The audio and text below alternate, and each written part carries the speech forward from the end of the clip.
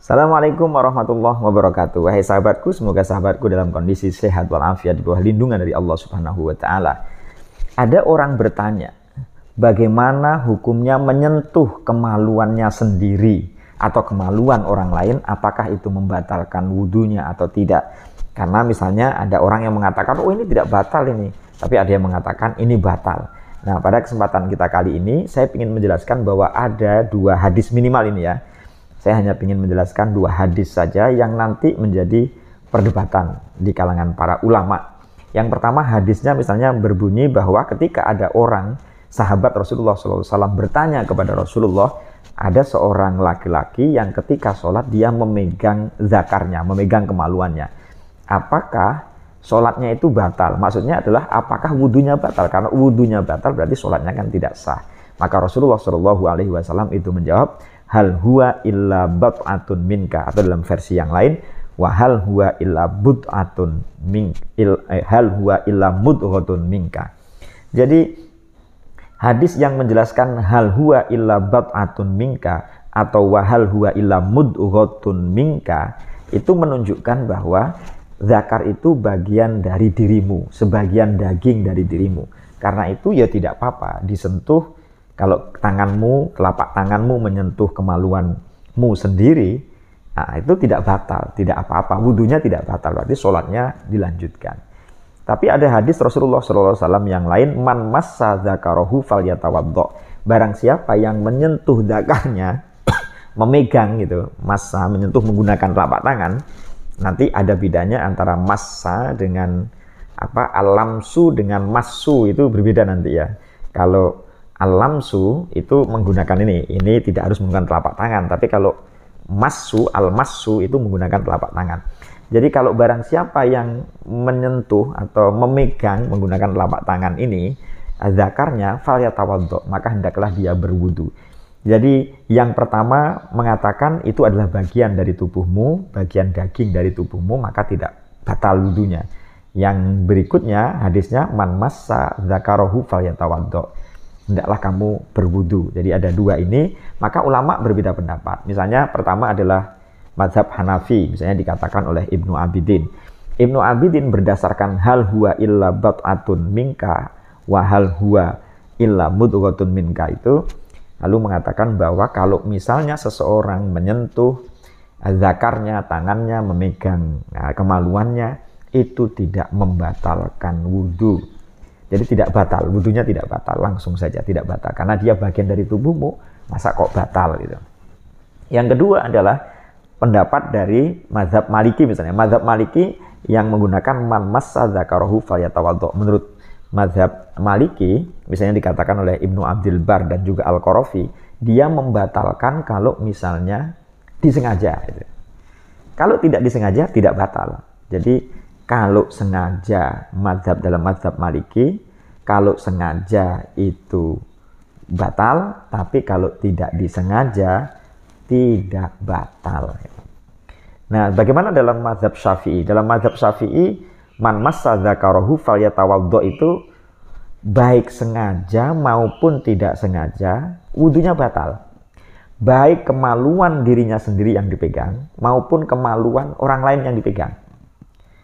Tapi ini nanti hubungannya dengan kemaluannya orang dewasa ya. Kalau hukum, bagaimana hukumnya menyentuh kemaluannya anak kecil yang belum balik? Itu ulama sepakat tidak membatalkan. Menyentuh kemaluannya anak kecil yang belum balik tidak membatalkan. Itu tidak membatalkan. Ini yang menjadi perdebatan adalah kalau menyentuh kemaluannya orang dewasa, itu orang yang sudah balik. Nah, saya ingin kembali kepada mazhab Syafi'i. Dalam mazhab Syafi'i, sengaja maupun tidak sengaja. Dalam mazhab Maliki tadi, kalau mazhab Maliki, kalau disengaja batal, kalau tidak sengaja tidak batal. Tapi kalau dalam mazhab Syafi'i, disengaja maupun tidak sengaja, baik kemaluannya sendiri maupun kemaluan orang lain, baik kemaluan mayit, orang yang kemaluannya mayit yang sudah meninggal, orang yang sudah meninggal ataupun yang masih hidup, itu membatalkan wudunya kita gitu. Wudu kita jadi batal gitu. Orang yang menyentuh tadi itu, wudunya kita jadi batal. Nah, menurut mazhab Syafi'i, karena itu tidak dibedakan sebagaimana mazhab Imam Malik atau mazhab Maliki. Jadi disengaja maupun tidak disengaja, kemudian diri sendiri punyanya sendiri atau punya orang lain, laki-laki atau perempuan yang sudah mati atau belum meninggal, yang sudah meninggal atau belum meninggal, itu tetap membatalkan.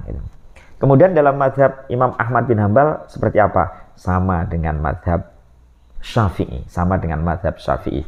Nah, nanti ulama ada yang berusaha untuk mentarjih, ada yang berusaha untuk mengkompromikan gitu.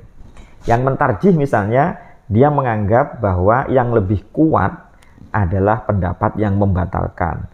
Man massa dzakarahu falyatawaddo, itu lebih kuat daripada hadis yang mengatakan hal huwa illa bat'atun minka, atau dalam versi yang lain wahal huwa illa mudghatun minka.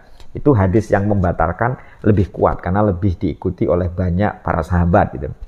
Lebih diikuti oleh para sahabat. Karena itu ini yang lebih kuat daripada hadis yang berikutnya, dan dimungkinkan pula bahwa ketika dia sedang sholat ini, maksudnya adalah sebenarnya dia tidak sedang menyentuh, dia tidak sedang pingin menyentuh kemaluannya, tapi dia pingin menyentuh pahanya, tetapi tersentuh kemaluannya gitu. Jadi tersentuh kemaluannya, karena itu yang pendapat yang kuat adalah pendapat yang mengatakan batal. Kemudian ada juga yang berusaha untuk mengkompromikan gitu. Mengkompromikan itu misalnya sebagaimana Ibnu Taimiyah mengkompromikan dengan cara begini. Misalnya Ibnu Taimiyah mengatakan bahwa yang itu sunnah itu. Sunnahnya walaupun tidak batal, walaupun menyentuh kemaluan diri sendiri itu tidak batal, tapi disunnahkan itu. Disunnahkan untuk berwudu. Tapi bukan wajib. Nah, itu. Jadi ada yang berusaha mengkompromikan begitu. Kemudian kompromi berikutnya adalah kalau dia itu syahwat, menyentuh sengaja, tapi syahwat itu yang batal.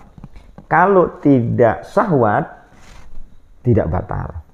Jadi ada yang berusaha untuk mentarjih dan ada yang berusaha untuk mengkompromikan. Nah, kompromikan misalnya ada yang mengikuti mazhab Imam Malik, ya sudahlah bersentuhan kulit. Tapi syaratnya adalah bersentuhan kulit itu syaratnya adalah kalau Imam Malik kan kalau disengaja itu batal, tapi ini dikompromikan bahwa kalau bersentuhan kulit itu kalau dia syahwat, kalau tidak syahwat maka tidak batal.